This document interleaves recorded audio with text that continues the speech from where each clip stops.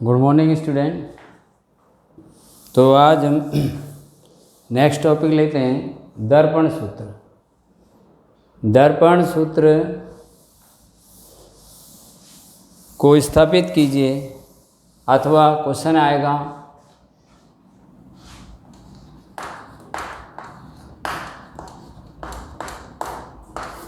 u यानी बिंब की दूरी, प्रतिबिंब की दूरी v व दर्पण की फोकस दूरी f में संबंध के सूत्र 1/v प्लस 1/u बराबर 1/f की स्थापना कीजिए। इस तरह का प्रश्न आता है, यानी ये सूत्र ड्राइव करना है 1/v प्लस 1/u बराबर 1/f। तो यहाँ हम इसके लिए एक दर्पण संबंधी हमने जो प्रतिबिंब निर्माण बताया उसमें से एक फिगर लेते हैं। ये उत्तल दर्पण है,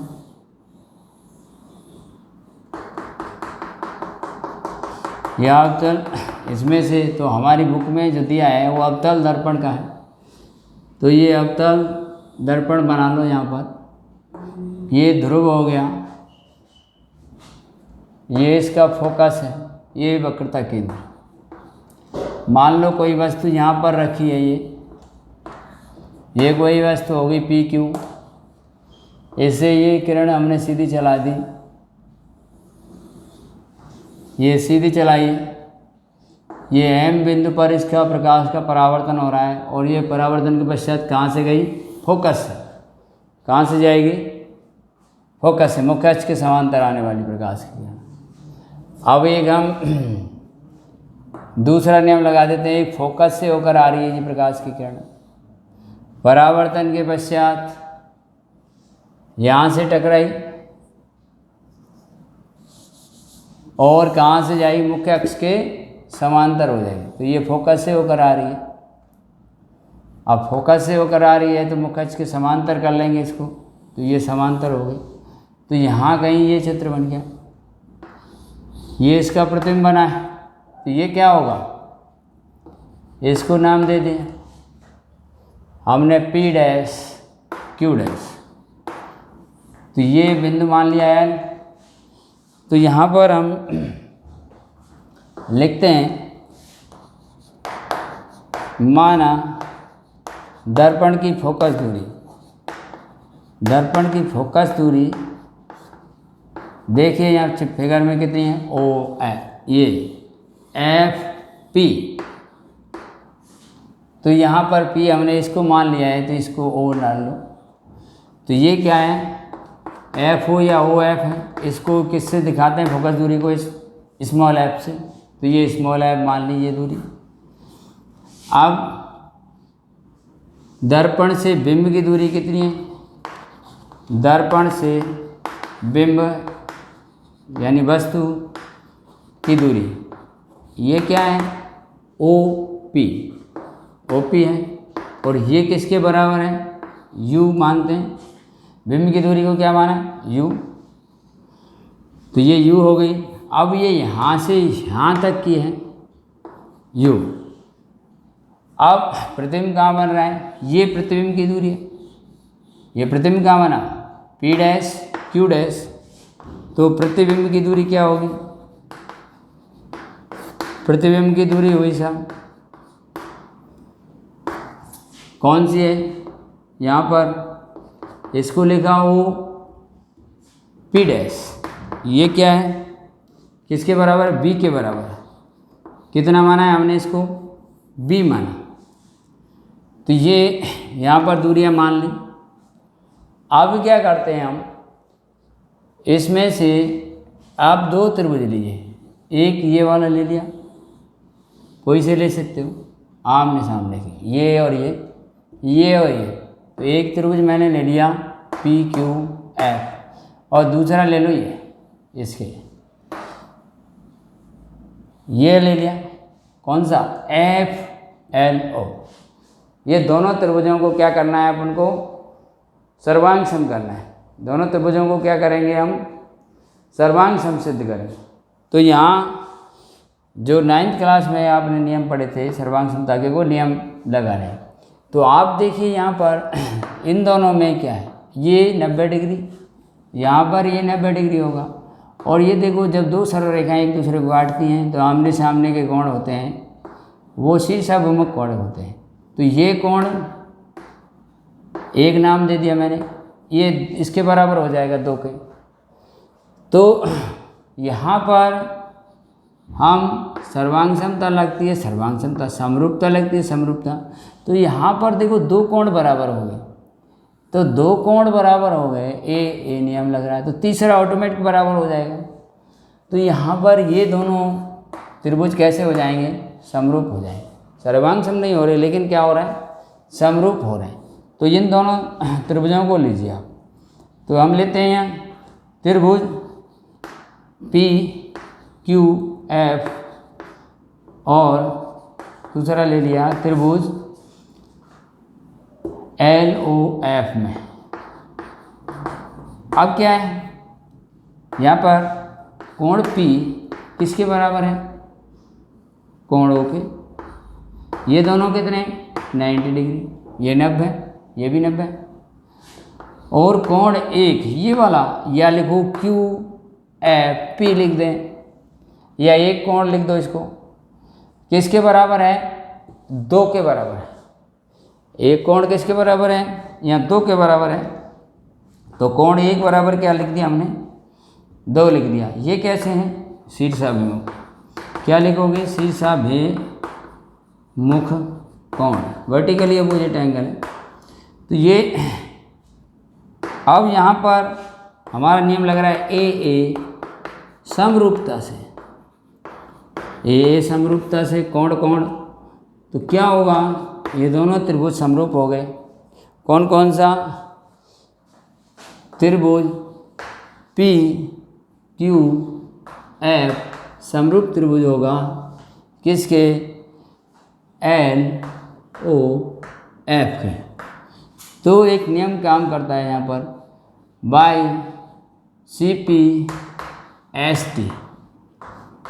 अब ये क्या है, C P correspondence part of similar triangle, सर्वांग सम त्रिभुजों के संगत अवयव समानुपाती होते हैं।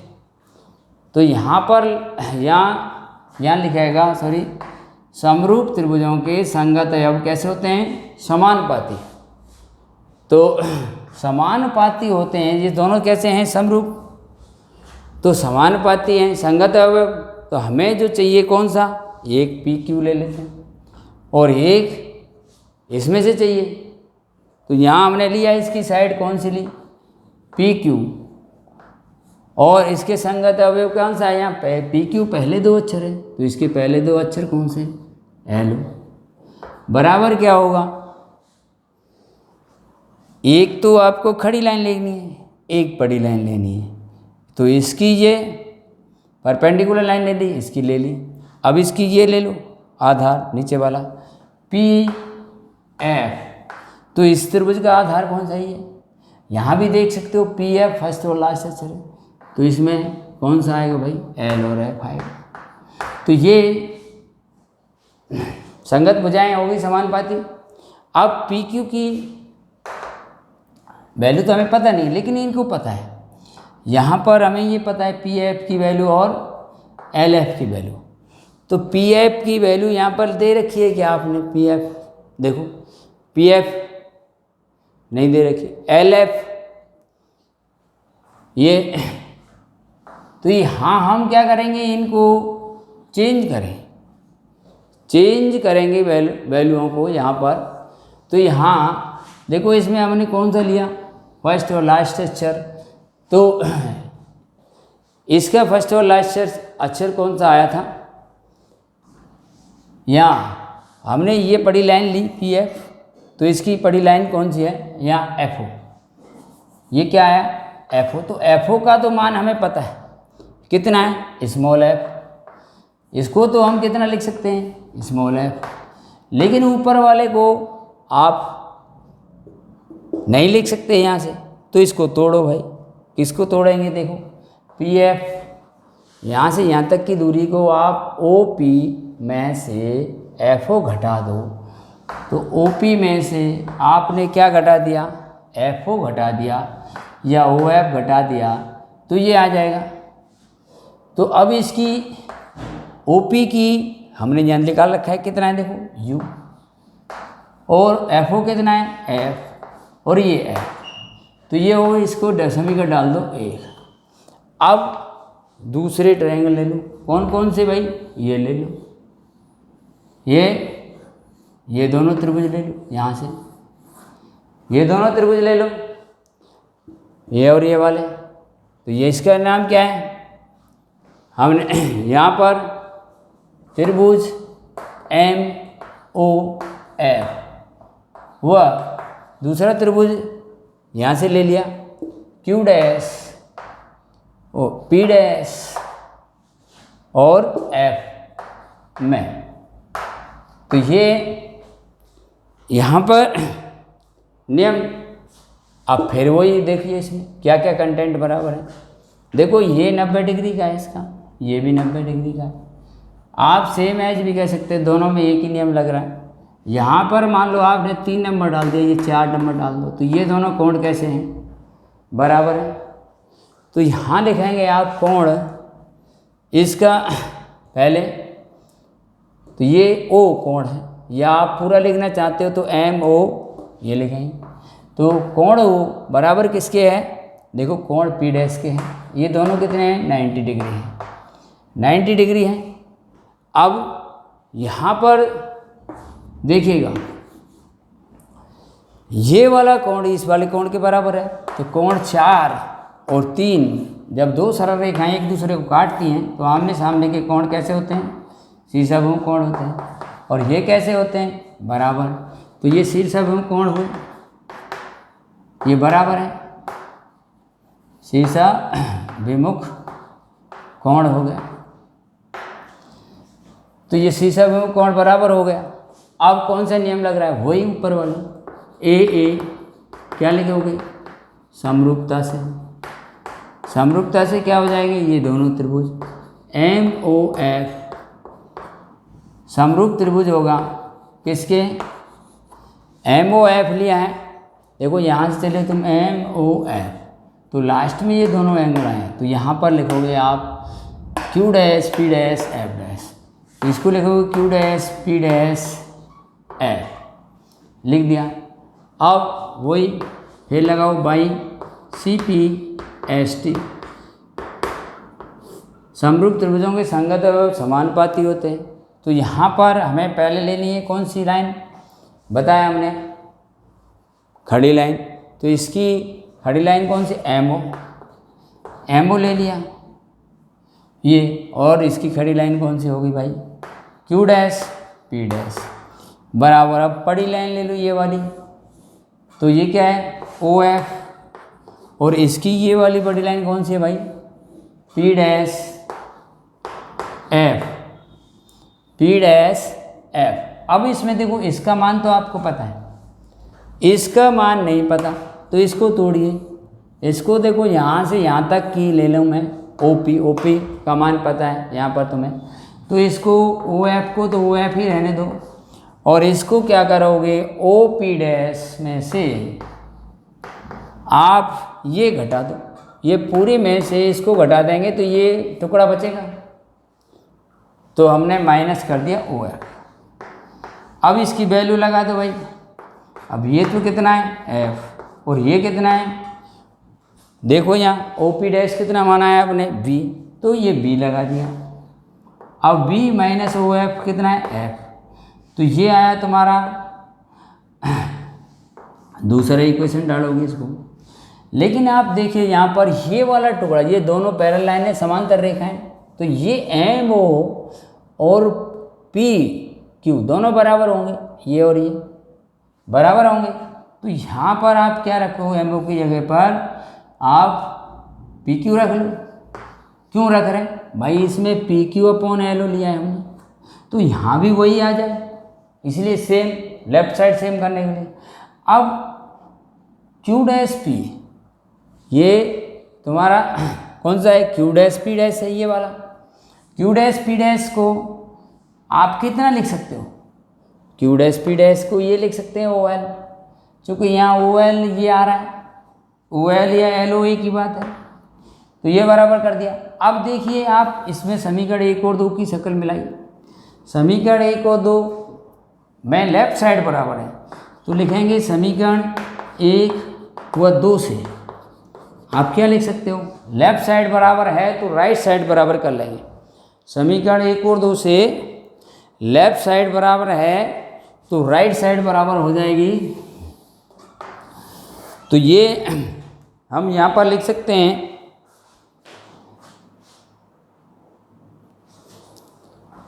समीकरण 1 और 2 से लिखा जाएगा क्या, दोनों को बराबर कर दो, इसको और इसको, v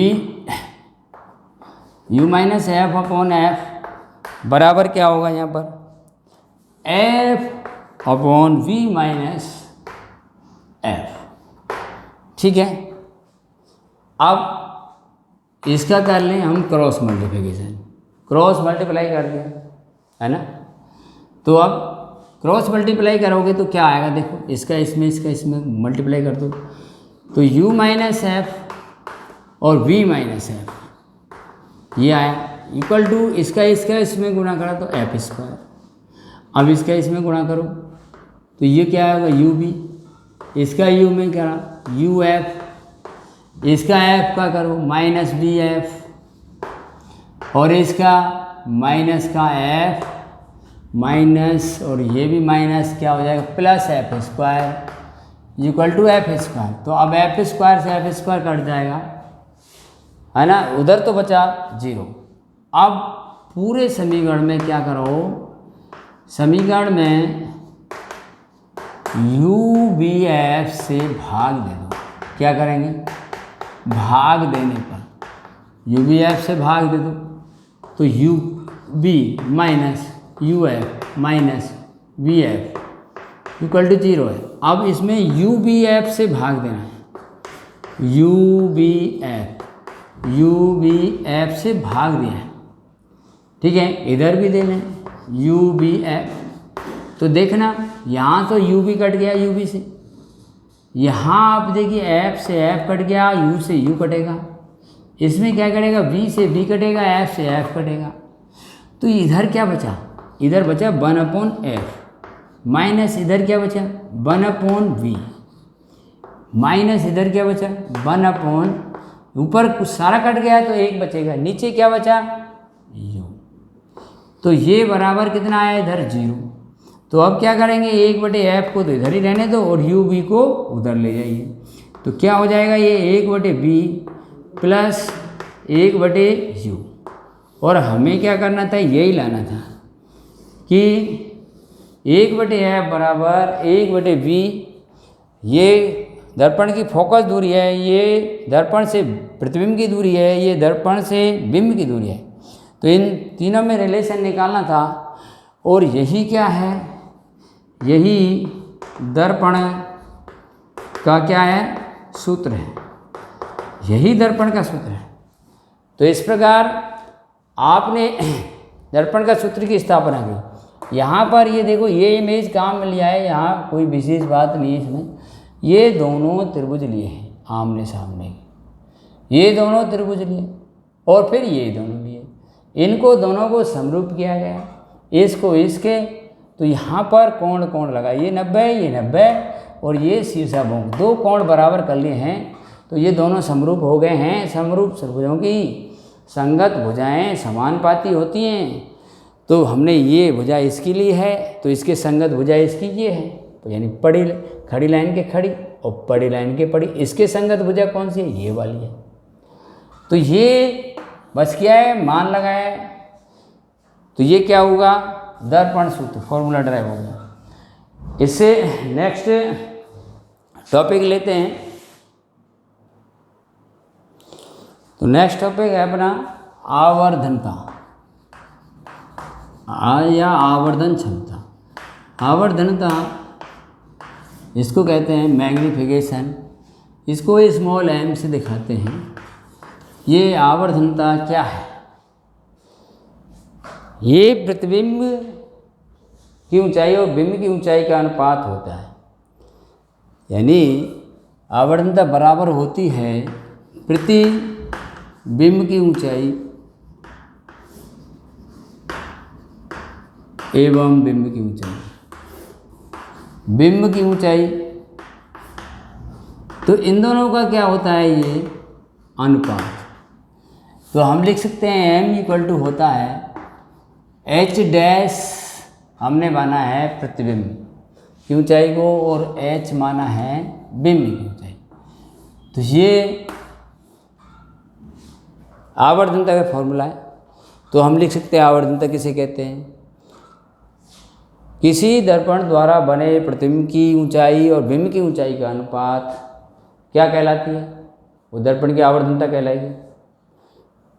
या हम कहें आवर्तनता वह आपेक्षिक विस्तार है जो ये प्रदर्शित करता है कि प्रतिबिंब बिंब की तुलना में कितने गुना है, यानी कितने गुना है, कितने गुना है यानी आवर्धित है, यानी वह आपेक्षिक विस्तार है जो यह प्रदर्शित करता है कि प्रतिबिंब जो है बिंब की अपेक्षा कितना आवर्धित है, ये कह ले कितना आवर्धित, बड़ा है छोटा है। तो ये यहाँ पर m इक्वल टू निकाला हमने। अब m इक्वल टू, यदि h और h डैश ना दी हूँ तो m इक्वल टू होता है u और b दिए हूँ तो b अपॉन u, ये माइनस आता है, यहाँ पर माइनस b अपॉन u होता है, ये दूसरा। अब दोनों को मिलाकर लिखें, दोनों को मिलाकर तो m इक्वल टू आया h डैश अपॉन h बराबर माइनस b अपॉन u। अब यहाँ देखिए, अब हम मैग्नीफिकेशन आवर्धनता क्या करते हैं, ऐसा ही मात्रक लें। ये क्या है, प्रतिबिंब की ऊंचाई किस में होती है, सेंटीमीटर में होगी या मीटर में, और नीचे क्या है, बिंब की ऊंचाई। अब ये दोनों का अनुपात है। मान लीजिए प्रतिबिंब की ऊंचाई 10 सेंटीमीटर है और बिंब की ऊंचाई 5 सेंटीमीटर है, तो सेंटीमीटर से सेंटीमीटर कट गया, 5 दूनी कितना है 10, 2 आया आवर्धन। यहाँ कुछ नहीं आ रहा, 2 क्या 2, न सेंटीमीटर न मीटर, ये कट गया। इसका मतलब आवर्धनता की कोई इकाई नहीं होती, ये यूनिटलेस है। इसकी एसआई यूनिट क्या है, एसआई यूनिट क्या है, एसआई मात्रक क्या है, आवर्धनता क्या है, इसकी कोई इकाई नहीं होती, कोई इकाई नहीं, यानी इसका मात्रक नहीं है, यूनिटलेस है। क्यों है पूछ ले, तो कि दो समान ऊंचाइयों का अनुपात है, दो समान ऊंचाइयों का, ये ऊंचाई है, अब ऊंचाई से ऊंचाई कटेगी तो दो ऊंचाइयों का अनुपात क्या होगा, कोई यूनिट नहीं बचेगी, तो यूनिटलेस हो।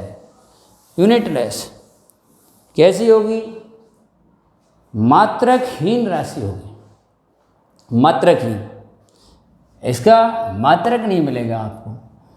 तो यहाँ पर अब हम इसके विभिन्न मानों से अवगत हों। अब ये फॉर्मूला आया कैसे, ये भी देखते हैं। इस के लिए सूत्र की स्थापना कीजिए।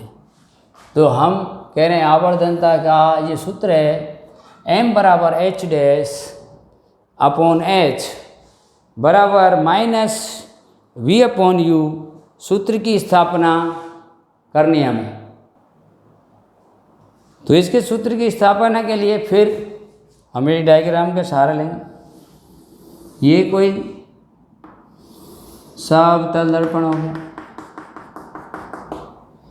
और इसमें ये फोकस ले लिया, ये क्या ले लिया सी। अब यहाँ पर कोई वस्तु रखी, ये एक किरण सीधी चलाई यहाँ से, ये कहाँ से जाती है, फोकस से होकर जाती है, बताया फोकस से हो जाती है। तो ये हमने कोई वस्तु यहाँ पर ले ली, ये भी ले लो, और अब एक ये नियम लगा रहे हैं या यहाँ से टकराई ओ से, और ये क्या है, वापस उसी कोण से जाएगी। तो ये यहाँ कहीं चित्र बना। अब की बार दूसरा डायग्राम ले लेते हैं, नियम दूसरा लगा दिया। तो ये देखो यहाँ पर बताया था मुख्य अक्ष ये है कि ध्रुव पर आपतित किरण मुख्य अक्ष के साथ जितना कोण बनाती है, परावर्तित किरण भी उतना ही कोण बनाती है। ये दोनों कोण बराबर होंगे। ये दोनों कोण कैसे होंगे, अब की बार बराबर होंगे। और ये कितना है 90 डिग्री, ये कितना है 90 डिग्री। तो ये दोनों कोण कैसे हो गए बराबर। यहाँ कोई डाल दो इसको नाम पी क्यू,